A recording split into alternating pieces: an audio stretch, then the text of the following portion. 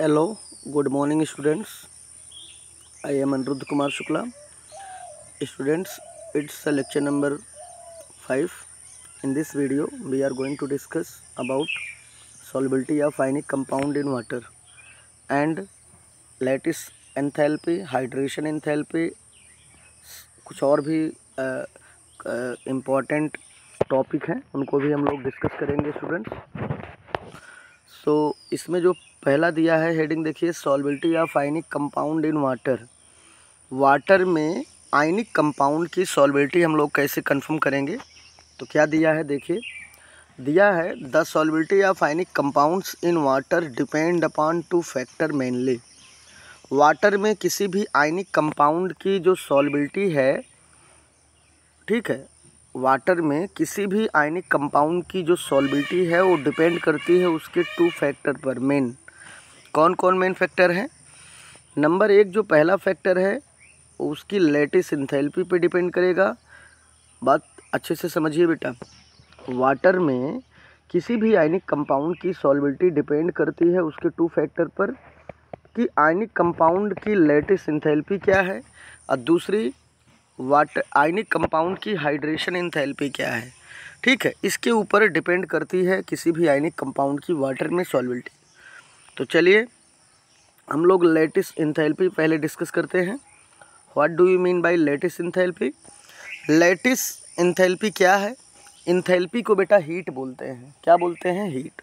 ठीक है, थोड़ा सा कंफर्म करिए, एंथैल्पी मीन्स होता है हीट। इसके बारे में मैं आपको बता रहा हूँ लेटिस एंथैल्पी क्या है। एंथैल्पी और energy which are required to separate the ions from their crystal lattice is called lattice enthalpy or lattice energy. I repeat again about definition of lattice enthalpy or lattice energy. Enthalpy or energy which are required to separate, enthalpy या energy, ठीक है, आवश्यकता होती है separate, मतलब means हुआ कि separate means होता है अलग करने के लिए, द आयन को कहाँ से? फ्रॉम दियर क्रिस्टल लेटिस से। और इसी को कहते हैं, इसका मतलब ये हुआ बेटा कि किसी भी आयनिक कंपाउंड में जो आयन होते हैं उनको अलग करने के लिए जो अमाउंट ऑफ एनर्जी या हीट की आवश्यकता पड़ती है किसी भी आयनिक कंपाउंड या क्रिस्टल लेटिस में, उसे बोलते हैं लेटिस एंथैल्पी और lattice energy. I again repeat about definition of lattice enthalpy. Lattice enthalpy or energy which are required to separate the ions from their crystal lattice is called lattice enthalpy or lattice energy. I hope is that clear? आपको ये clear हो गया होगा। चलिए second क्या होता है? Hydration energy क्या होती है बेटा? हाइड्रेशन एनर्जी भी एक टाइप की एनर्जी ही है। क्या है ये? It is amount of energy which are released when 1 mole of ions undergo hydration. Hydration का मतलब होता है किसी भी साल्ट को वाटर में जब हम लोग मिलाते हैं, ऐड करते हैं, ठीक है, तो मिलाते समय वह अमाउंट ऑफ एनर्जी जो कोई भी साल्ट वाटर में अपनी एनर्जी रिलीज़ करता है जब वह 1 मोल आयन को, वह उसका 1 मोल आयन वाटर में क्या होता है? ब्रेक होता है, वाटर में टूटता है, ठीक है, उसे बोलते हैं हाइड्रेशन एनर्जी। उस साल्ट की, उस आयनिक कंपाउंड की हाइड्रेशन एनर्जी कहलाती है। Okay, so I again repeat about definition of hydration energy और हाइड्रेशन एंथैल्पी। हाइड्रेशन एनर्जी और hydration enthalpy is the amount of energy which are released when 1 mole of ions undergo hydration. Undergo hydration means जब वो water में soluble होने लगता है। अब important note कुछ दिया है, देखिए इम्पॉर्टेंट नोट क्या है। When the ionic compound soluble in water the lattice energy और enthalpy should be small and enthalpy hydration should be highly negative. देखो बेटा, किसी भी बॉडी से जब एनर्जी रिलीज़ होगी, एनर्जी रिमूव होगी, तो उसकी जो एंथैल्पी होगी वो निगेटिव में होती जाएगी। किस में होती जाएगी? निगेटिव में। ये क्या कह रहा है, बात समझिए। कह रहा हूँ when ionic compound soluble in water, जब कोई आयनिक कंपाउंड वाटर में क्या होता है? सॉल्युबल होता है, तो उसकी जो लेटिस एनर्जी होती है या लेटिस एंथैल्पी होती है शुड बी स्मॉल, उस समय बहुत कम होती है, बहुत कम होनी चाहिए। And enthalpy of hydration should be highly negative, और इंथैल्पी ऑफ हाइड्रेशन उसकी बहुत ज़्यादा निगेटिव होती है। ठीक है, ये उसकी इम्पोर्टेंट नोट में कुछ एग्जांपल दिया है, जैसे कैल्शियम फ्लोराइड है, बेरियम सल्फेट है, ये सभी आयनिक कंपाउंड है। ठीक है, एट्सेट्रा। इस तरीके से जैसे जिंक क्लोराइड हो गया, ठीक है, एल्युमिनियम क्लोराइड हो गया, etcetera, are almost insoluble in water. ये क्या कह रहा है? कह रहा मोस्टली कुछ कंपाउंड ऐसे हैं जैसे कैल्शियम फ्लोराइड हो गया, बेरियम सल्फेट हो गया, एट्सेट्राज, जो हमारे पास ऐसे आयनिक कंपाउंड होते हैं, ऐसे साल्ट होते हैं जो ऑलमोस्ट ज़्यादा से ज़्यादा इनसॉल्युबल होते हैं वाटर में सॉल्युबल नहीं होते हैं। बिकॉज ऐसा क्यों? Their lattice enthalpy is high and hydration enthalpy is small, क्योंकि इनकी लैटिस जो इंथैल्पी होती है वो बहुत हाई होती है। ठीक है, लैटिस इंथैल्पी बहुत हाई होती है और इनकी हाइड्रेशन एनर्जी बहुत ज़्यादा कम होती है। हाइड्रेशन एनर्जी बहुत ज़्यादा कम होने के कारण ये वाटर में सॉल्युबल नहीं होते हैं, इनसॉल्युबल होते हैं। तो फिर से देखिए कैसे कैल्शियम फ्लोराइड हो गया, बेरियम सल्फेट हो गया, एट्सेट्राज, जो इस टाइप के आयनिक कंपाउंड होते हैं, ये हमेशा मोस्टली इनसॉल्युबल होते हैं वाटर में, क्योंकि दियर लैटिस इंथैल्पी इज़ हाई, क्योंकि इनकी लैटिस इंथैल्पी जो होती है वो बहुत ज़्यादा हाई होती है। एंड हाइड्रेशन इंथैल्पी बहुत कम होती है, जिसके कारण ये वाटर में इनसॉल्युबल होते हैं। तो आपको ये भी क्लियर हुआ होगा। अब हम लोग नया हेडिंग पढ़ते हैं, बॉन्ड पैरामीटर क्या होता है। ठीक है, बॉन्ड पैरामीटर क्या है? देखिए बॉन्ड पैरामीटर क्या है?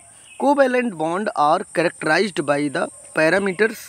जो देखिए बेटा, जैसे ये कह रहा है कि जो कोवैलेंट बॉन्ड होते हैं, कोवैलेंट का मतलब होता है सिंगल बॉन्ड, या किसी में डबल बॉन्ड लगा हो या किसी में ट्रिपल बॉन्ड लगा हो, कि इन सभी को कोवैलेंट बॉन्ड बोलते हैं। किसी भी कंपाउंड में सिंगल बॉन्ड हो, डबल बॉन्ड हो या ट्रिपल बॉन्ड हो, इसको हम क्या बोलते हैं?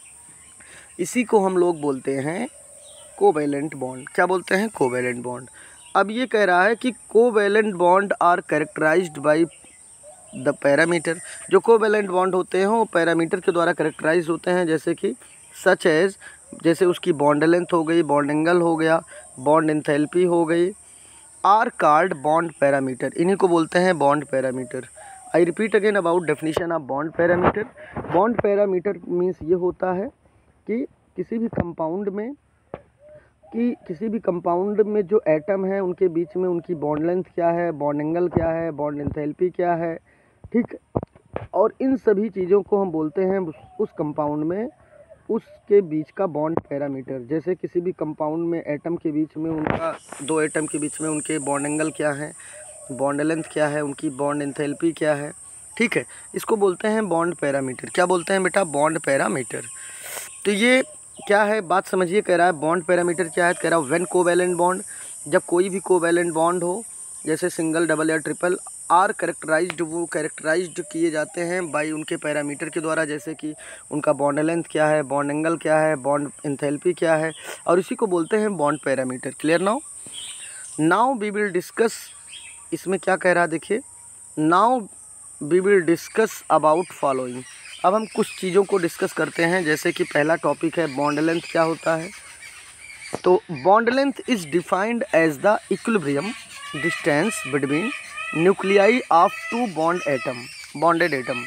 भाई दो किसी भी कंपाउंड में दो एटम के बीच में जो बॉन्ड उसकी जो बॉन्ड लेंथ होती है, उनके एटम के बीच में जो डिस्टेंस होती है उनके, जैसे सपोज करिए कि हमारे पास एक एटम हाइड्रोजन है, एक एटम क्लोरीन है। ठीक है, एक इलेक्ट्रॉन इसका, एक इलेक्ट्रॉन इसका, ये दोनों आपस में कोवैलेंट बॉन्ड बनाए। तो सपोज करिए ये क्लोरीन की न्यूक्लियाई है और ये हाइड्रोजन की न्यूक्लियाई है। तो इनके बीच का जो लेंथ होता है, ये पूरा लेंथ, ये कहलाता है बॉन्ड लेंथ। क्या कहलाता है? Bond length. ठीक है, मैं फिर से बताऊँ। जैसे ये हाइड्रोजन एटम है बेटा, इसी से टचेज एक हमारा क्लोरीन एटम है। तो क्लोरीन एटम का सेंटर ये है और हाइड्रोजन एटम का सेंटर ये है।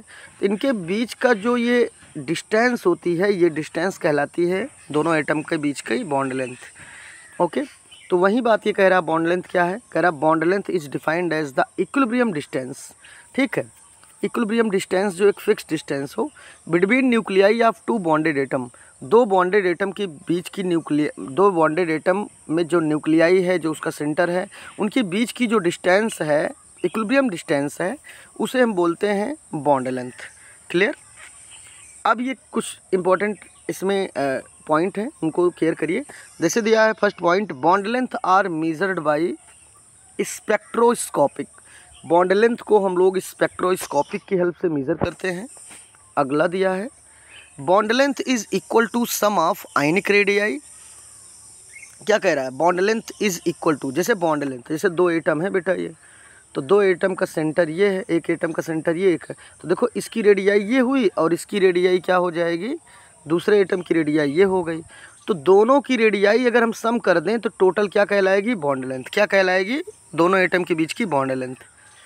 तो वहीं ये कह रहा है सेकंड पॉइंट में, bond length is equal to, bond length बराबर किसके होता है, सम ऑफ आयनिक रेडियाई, दोनों एटम की ionic radii, of cation and ionic radii या फेनायन। मतलब कैटायन और एनायन, जैसे दो कंपाउंड होगा, जैसे कोई एक कंपाउंड है तो उसके दो एटम है, तो एक एटम कैटायनिक चार्ज रखेगा, एक एटम एनायनिक चार्ज रखेगा। ठीक है, कैटायन मीन्स पॉजिटिव चार्ज, एक नेगेटिव चार्ज रखेगा। ठीक है, तो उनके बीच की जो आयनिक रेडियाई है वो उसकी कहलाती है बॉन्ड को, क्या कहलाती है बेटा, वो उसकी क्या कहलाती है, आयनिक या एटॉमिक रेडियाई जो होती है वो कहलाएगी उसकी बॉन्ड लेंथ। ओके, चलिए ठीक है। अब हम लोग बॉन्ड लेंथ का फार्मूला कैसे निकालते हैं। जैसे किसी कंपाउंड का बॉन्ड लेंथ आपको निकालना है, कैसे निकालोगे, फार्मूला होगा bond length R, capital R, bond length को रिप्रेजेंट करेंगे कैपिटल आर से, तो bond length R equal to R plus plus R minus. R plus क्या है, आर प्लस है रेडियाई ऑफ कैटायनिक कंपोनेंट, और आर माइनस मीन्स होता है रेडियस ऑफ एनायनिक कंपोनेंट। ठीक है, तो यहाँ पे एक दूसरा मेन फार्मूला बन के रेडी हो जाता है, capital R equal to R A plus R B. Capital R क्या है, bond length, bond length R equal to R A क्या है, आर ए है आपका radius of cationic component, R B क्या है, रेडियस ऑफ एनायनिक कंपोनेंट। तो ये फार्मूला हुआ। अब जैसे एक एग्जांपल देखेंगे ज़्यादा बढ़िया समझ में आएगा। जैसे हमारे पास दो एटम हैं, आप देख रहे होंगे, तो ये छोटा बॉन्ड लेंथ है, एक मतलब पहले एटम का रेडियस है, ये पहले एटम का रेडियस है। ठीक है, मान लीजिए पहले एटम का रेडियस क्या है, आर ए है। ठीक है, क्या है, आर ए है। और दूसरे एटम का रेडियस देखो, दूसरे एटम का रेडियस ये है, और इसका रेडियस क्या है, आर बी है। ठीक है, और टोटल रेडियस कितना हो जा रहा है, टोटल यहाँ से यहाँ तक का, ये टोटल ये हो जाएगा कैपिटल आर, और यही कहलाएगा बॉन्ड लेंथ। और ये पहले एटम की, और देखिएगा ये पहले एटम की न्यूक्लियाई है और ये दूसरे एटम की न्यूक्लियाई है। तो पूरी जो डिस्टेंस है टू न्यूक्लियाई के बीच में, फर्स्ट एटम के बीच की न्यूक्लियाई, सेकंड एटम के बीच की न्यूक्लियाई के बीच में जो डिस्टेंस है ये कहलाती है बॉन्ड लेंथ। तो आपको क्लियर हो रहा होगा, यहाँ ऊपर दिया भी है, देखो ये आर ए है, पहले एटम की जो रेडियस है, दूसरे एटम की रेडियस क्या है, आर बी है, और टोटल डिस्टेंस क्या है, कैपिटल आर, मीन्स ये आपकी बॉन्ड लेंथ है। ठीक है, ये है न्यूक्लियस ऑफ एटम बी, और ये है ये जो सेंटर है इसको बोलते हैं न्यूक्लियस ऑफ एटम ए। तो ये क्लियर हो गया होगा। तो यही ये फार्मूला भी देखो बन के रेडी हो गया, capital R equal to, capital R means bond length equal to R A plus R B. R A क्या है बेटा, फिर से बता दे रहा हूँ, cationic radius of cationic component, plus R B क्या है, रेडियस ऑफ एनायनिक कंपोनेंट। दोनों को ऐड कर देंगे तो आ जाएगा बॉन्ड लेंथ। ओके, चलिए नोट में कुछ दिया है, देखिएगा नोट में है, नोट में दिया है, नोट में bond length increases with increase in the size of atom. किसी भी एटम की साइज़ बढ़ने से उसकी बॉन्ड लेंथ भी इंक्रीज़ करती है। जैसे कोई एटम है, साइज़ कम है, दो एटम है, तो उनके बीच की बॉन्ड लेंथ कम होगी, लेकिन जैसे जैसे उनकी एटॉमिक साइज़ बढ़ेगी उनका बॉन्ड लेंथ भी क्या होगा बेटा, इंक्रीज़ करेगा। जैसे फॉर एग्जांपल हाइड्रोजन आयोडाइड को देखिए, हाइड्रोजन ब्रोमाइड को, हाइड्रोजन क्लोराइड को, हाइड्रोजन फ्लोराइड को। तो भाई टॉप टू बॉटम जाने पर, जैसे सबसे ऊपर क्या है पीरियोडिक टेबल में, आप ये देखिए पीरियोडिक टेबल में सबसे ऊपर फ्लोरीन है, फिर क्लोरीन है, फिर ब्रोमीन है, फिर आयोडीन है कि नहीं है। तो टॉप टू बॉटम आने पे साइज़ इंक्रीज़ करेगी। तो सबसे ज़्यादा साइज़ किसकी होगी, आयोडीन की, उससे कम ब्रोमीन की, उससे कम क्लोरीन की, उस सबसे कम फ्लोरीन की। यही यहाँ दिया है। सबसे बड़ी साइज़ किसकी है, हाइड्रोजन आयोडाइड के बीच में ये लॉन्ग एटॉमिक साइज़ होगी, मतलब दोनों एटम के बीच में जो एटॉमिक रेडियस होगा वो ज़्यादा होगा, तो इनकी बॉन्ड लेंथ भी इंक्रीज़ करेगी। उससे कम इसका होगा, उससे कम इससे, और सबसे कम इसका। ठीक है, तो ये आपको क्लियर हो गया होगा। अब हम पढ़ते हैं bond length in hydration. Bond length hydration की कहानी क्या होगी ये भी देखिए। जैसे देखिए सबसे ज़्यादा बॉन्ड लेंथ हाइड्रेशन के केस में कार्बन कार्बन के बीच में सिंगल बॉन्ड वाला सबसे ज़्यादा ग्रेटर होगा, उससे कम डबल बॉन्ड वाला और सबसे कम ट्रिपल बॉन्ड वाला। रीज़न क्या है भाई? ऐसा है कि सिंगल बॉन्ड जहाँ पे यहाँ पे सिंगल बॉन्ड है, यहाँ ओनली सिग्मा बॉन्ड है, और जो डबल बॉन्ड वाले कार्बन है यहाँ पे ऊपर एक क्या है, पाई बॉन्ड है, नीचे एक सिग्मा है। ट्रिपल बॉन्ड वाले में ऊपर एक पाई, नीचे एक पाई, बीच में एक सिग्मा बॉन्ड है।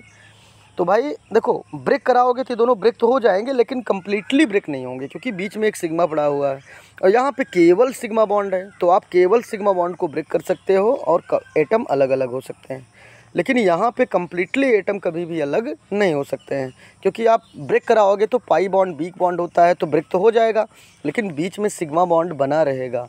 ठीक है, तो सिग्मा बॉन्ड आपका ईजिली ब्रेक नहीं हो पाएगा। तो ये कहानी है। तो आपको ये कंफर्म करना है कि बॉन्ड लेंथ इन हाइड्रेशन के फॉर्म में सबसे ज़्यादा bond length in hydration single bond होगा। Single bond means alkane family वाला होगा, फिर एल्कीन फैमिली, फिर एल्काइन फैमिली। ठीक है, और एक चीज़ और केयर करना है भाई, जहाँ पे ओनली सिंगल बॉन्डेड कम होंगे वहाँ पे हाइब्रिडाइजेशन sp3 होगा, डबल बॉन्ड वाले में हाइब्रिडाइजेशन sp2 होगा, और ट्रिपल बॉन्ड वाले में हाइब्रिडाइजेशन केवल sp होगा। ये केयर करना है, तो इसको भी थोड़ा समझना है। इसका मतलब ये हुआ कि हाइब्रिडाइजेशन में अगर आपसे पूछता है तो आप क्या बताएंगे? आप बताएंगे कि बॉन्ड लेंथ सबसे ज़्यादा sp3 वाले का होगा, उससे कम sp2 वाले का होगा, और सबसे कम sp वाले का होगा। ओके, चलिए कुछ एग्जांपल भी दिया है, जैसे C2H6 है, एल्केन है, ये एल्कीन है, ये एल्काइन है। तो एल्केन का सबसे ज़्यादा होगा क्योंकि sp3 हाइब्रिडाइजेशन होगा। एल्कीन में sp2 होगा क्योंकि डबल बॉन्डेड होगा, और C2H2 में ये आपका इथाइलिन है, क्या बोलते हैं, इथाइन है, और इथाइन में sp हाइब्रिडाइजेशन होने के कारण ये सबसे कम होगा। अब चलते हैं बॉन्ड एंगल क्या होता है। दूसरा बॉन्ड एंगल मीन्स बॉन्ड के बीच में जो एंगल बने। ठीक है, अब डेफिनेशन थोड़ा क्लियर करते हैं बॉन्ड एंगल का। बॉन्ड एंगल की डेफिनेशन है, it is defined as the angle between orbitals. It is defined as the angle between the orbitals containing bonding electron around the central atom in the molecule or complex ion. I repeat again about definition of bond angle. It is defined as the angle between the orbitals containing bonding electron around the central atom in a molecule or complex ion. Okay, अब यहाँ थोड़ा सा नीचे कुछ point important है, देखिए दिया है bond angle is expressed in degrees. Bond angle is expressed in degrees. Bond angle को एक्सप्रेस किया जाता है डिग्रीज में, मिनट में, सेकंड में। जो अभी बहुत बढ़िया चीज़ कह रहा है, लाइन बहुत इंपॉर्टेंट है बेटा आपके लिए। ये कह रहा है bond angle is expressed. Bond angle को हम किसके द्वारा एक्सप्रेस कर सकते हैं? तो ये कह रहा है bond angle is expressed. Bond angle को एक्सप्रेस्ड किया जाता है किसमें? डिग्री में, मिनट में और सेकंड में। ठीक है, आगे देखिएगा अगला पॉइंट क्या है। Bond angle is determined by spectroscopic method. Bond angle को स्पेक्ट्रोस्कोपिक मेथड के द्वारा हम लोग डिटरमाइन करते हैं। जैसे for example bond angle in water में देखिए, बॉन्ड एंगल इन NH3 में देखिए। तो चलो मैं दिखा दे रहा हूँ आपको, दोनों में एग्जांपल दिया भी है।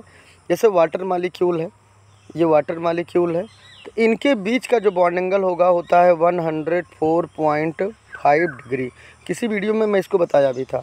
तो ये इनके बीच का, और इसको हम मेज़र करते हैं बाई स्पेक्ट्रोस्कोपिक की हेल्प से। ओके, वैसे ही NH3 का है। NH3 में देखिए, यहाँ पे देखिए इनके बीच का बॉन्ड एंगल 107 डिग्री होता है। कितना होता है? 107 डिग्री। ठीक, तो वहीं ये कह रहा है बॉन्ड एंगल को हम लोग डिग्री में मेज़र करते हैं, बॉन्ड एंगल को हम लोग मिनट में मेज़र करते हैं, बॉन्ड एंगल को हम लोग सेकंड में भी मेज़र करते हैं। अब हम चलते हैं थर्ड पॉइंट पे। थर्ड जो हमारे पास पॉइंट हेडिंग है, हेडिंग नाम है बॉन्ड इंथैल्पी क्या होती है। बॉन्ड इंथैल्पी का मतलब हुआ बॉन्ड की एनर्जी। बॉन्ड की एनर्जी क्या है? बॉन्ड इंथैल्पी क्या, आप कुछ भी कह सकते हो। बॉन्ड इंथैल्पी को हम भी call about bond angle. Bond angle is called bond enthalpy, we call about bond enthalpy. Bond enthalpy, it is also called bond energy. So I am telling about bond enthalpy. What do you mean by bond enthalpy? It is defined as the amount of energy which are required to break 1 mole of particular type of bonds between two atoms in a gaseous state. I repeat again about definition of bond enthalpy. It is defined as the amount of energy जो bond enthalpy है ये एक type की amount of energy है which are required, जिसकी आवश्यकता होती है, रिक्वायर्ड टू ब्रेक, जिसकी आवश्यकता होती है हमें ब्रेक करने के लिए। क्या ब्रेक करने के लिए? 1 mole of particular type of bond between 2 atom. जैसे बेटा 2 एटम के बीच में जो बॉन्ड होता है, बात समझिए, जैसे सपोज करिए हाइड्रोजन सिंगल बॉन्ड क्लोरीन, तो 2 एटम के बीच में जो बॉन्ड है हमारा, इस बॉन्ड को ब्रेक करने के लिए जो अमाउंट ऑफ एनर्जी की आवश्यकता पड़ती है उसे बोलते हैं बॉन्ड इंथैल्पी और बॉन्ड एनर्जी। क्लियर? ओके, चलिए डेफिनेशन में बता रहा हूँ बॉन्ड इंथैल्पी क्या है। तो bond enthalpy is defined as the bond enthalpy is the amount of energy which are required to break 1 mole of particular type of bond between 2 atom in a gaseous state। Condition भी कह रहा है बेटा भाई ये gaseous state में होना चाहिए, ठीक है। अब इसमें कुछ इंपॉर्टेंट लाइन भी दिया है, इंपॉर्टेंट पॉइंट देखिए। फर्स्ट पॉइंट है bond enthalpy means bond energy is expressed in kilo joule per mole. जो बॉन्ड इंथैल्पी की यूनिट होती है उसे बोलते हैं किलो जूल पर मोल। तो बॉन्ड इंथैल्पी को हम लोग एक्सप्रेस करते हैं किलो जूल पर मोल में, इट मीन्स बॉन्ड इंथैल्पी की यूनिट है किलो जूल पर मोल। अगला दिया है point, stronger the bond greater is the bond enthalpy. कितनी बढ़िया पॉइंट है ये कह रहा है स्ट्रॉन्गर द बॉन्ड, बॉन्ड जितना ज़्यादा स्ट्रॉन्ग होगा, ठीक है, उसकी बॉन्ड इंथैल्पी भी उतना ही ज़्यादा स्ट्रॉन्ग होगी, ठीक है। Bond enthalpy means bond energy. तो stronger the bond greater is bond enthalpy और बॉन्ड एनर्जी। फॉर एग्जांपल देखा जाए, जैसे H2 मालिक्यूल है, तो इसको ब्रेक करोगे तो ये गैसियस फॉर्म में अलग होंगे, ठीक है। तो इनकी जो बॉन्ड इंथैल्पी होगी वो होगी 435.8 किलो जूल पर मोल, इतना हो रही है। दूसरा देखिए ऑक्सीजन, डबल बॉन्ड ऑक्सीजन में, ठीक है, इनकी देखो क्या हो रही है, इनके बीच की जो बॉन्ड इंथैल्पी है ये है 498 किलो जूल पर मोल। और ट्रिपल बॉन्ड वाले की है आपकी कितनी, इसकी बॉन्ड इंथैल्पी है 946 किलो जूल पर मोल, ठीक है। तो वही कह रहा है कि stronger the bond greater is bond enthalpy, जितना ज़्यादा बॉन्ड स्ट्रॉन्ग होता जाएगा उतना ही ज़्यादा उसकी बॉन्ड इंथैल्पी भी इंक्रीज़ करेगी। जैसे हाइड्रोजन H2 मालिक्यूल में केवल ओनली 1 बॉन्ड है, सिग्मा बॉन्ड है, ठीक है। H2 केवल 1 बॉन्ड है, सिग्मा बॉन्ड है। तो देखो जैसे H2 मालिक्यूल में केवल 1 बॉन्ड है, सिग्मा बॉन्ड है, तो आपको कम एनर्जी देनी पड़ेगी बॉन्ड को कंप्लीट ब्रेक करने में। अब लेकिन अगर O2 आपको आ गया भाई, तो डबल बॉन्ड है, तो एक पाई है एक सिग्मा है, तो ब्रेक कराओगे तो पाई तो जल्दी ब्रेक होगा लेकिन सिग्मा बचा रह जाएगा, तो इसमें और ज़्यादा एनर्जी आपको देनी पड़ेगी। तीसरा दिया है ट्रिपल बॉन्ड वाला केस है, नाइट्रोजन ट्रिपल बॉन्ड, उसमें भी एक पाई है, नीचे भी एक पाई है, बीच में एक सिग्मा बॉन्ड है, तो पाई तो इजीली ब्रेक हो जाएगा लेकिन सिग्मा बॉन्ड इजीली ब्रेक नहीं होगा, तो इसमें और ज़्यादा एनर्जी देनी पड़ेगी, ये बॉन्ड और ज़्यादा स्ट्रांग होगा तो अच्छा चला जाएगा। तो वहीं यहाँ एग्जांपल में आपको समझाया गया। चलिए अब हम लोग पढ़ते हैं बेटा, क्या पढ़ते हैं, पढ़ेंगे एवरेज बॉन्ड इंथैल्पी क्या होती है। तो एवरेज बॉन्ड इंथैल्पी क्या है, it is also called mean bond enthalpy. Average bond enthalpy को बोलते हैं मीन बॉन्ड इंथैल्पी। थोड़ा सा इसमें कुछ दिया है एग्जांपल टाइप का, देखो बॉन्ड इंथैल्पी इन H2O, जैसे वाटर मालिक्यूल में बॉन्ड इंथैल्पी दिखाई जाए तो वाटर को ब्रेक करोगे तो ब्रेक होगा H++ OH- में, तो यहाँ पर इसकी जो बॉन्ड इंथैल्पी होगी क्या होगी, बॉन्ड इंथैल्पी होगी 502 किलो जूल पर मोल। अब दूसरा जो दे रहा है ये जो दे रहा है दूसरा बॉन्ड इंथैल्पी इन OH में बॉन्ड इंथैल्पी देखी जाए, ठीक है, तो OH को अलग करोगे तो H अलग होगा, OH को अलग किया जाएगा तो इसमें से H अलग होगा, O अलग हो जाएगा, तो यहाँ पे बॉन्ड इंथैल्पी हो जाएगी 427 किलो जूल पर मोल। तीसरा देखिएगा, अब इनका एवरेज निकाला जाए, एवरेज बॉन्ड इंथैल्पी, तो दोनों को ऐड कर लो, किसको, SO2 प्लस 420 से SO2 नहीं है, सॉरी एवरेज, पहले इसको समझ लिया जाए फिर से। जैसे वाटर की अगर बॉन्ड इंथैल्पी निकाली जाएगी तो वाटर को पहले ब्रेक करो तो होगा H+OH- या H+OH में ब्रेक हुआ तो इसकी बॉन्ड इंथैल्पी होगी 502 किलो जूल पर मोल।